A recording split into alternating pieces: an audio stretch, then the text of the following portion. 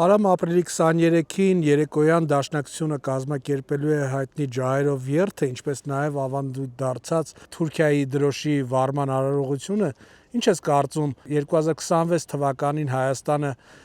բարեկամական հարաբերություններ է ստեղծում եւ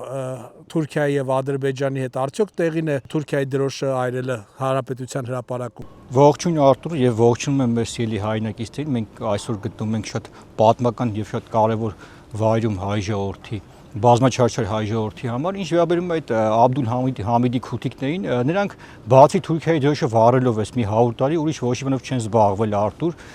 վաղը նրանք պատասխան են տալու հայոց ցեղասպանության համատեքստում նրանց ունեցած դերի հետ կապված, որովհետև չգիտես ինչու 20-րդ դարի սկզբին հայ հեղափոխական դաշնակցության Աբդուլ Համիդի քութիկները այդպես ճողոպրեցին Հայաստան աշխարհից եւ հայտնվեցին Լոնդոնում, Եվրոպայում եւ նրանց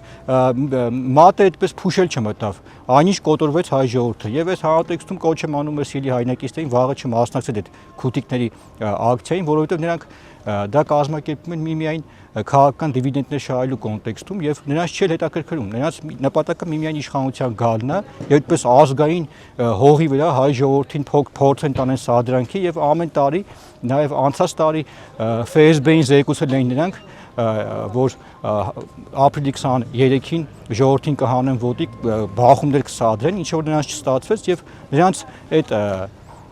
ջահերով երթը, չգիտեմ ինչա, դա միմիայն կրում է քաղաքական այդպես դիվիդենտներ կորզելու, հայ ժողովրդին խաբելու բնույթ։ Եվ եւս մեկ անգամ կոչ եմ անում մեր ժողովրդին չմասնակցել այդ քաղաքական այդպես այդ քութիկների, այդ Քոչարյանի Սերժիշների ակցիային։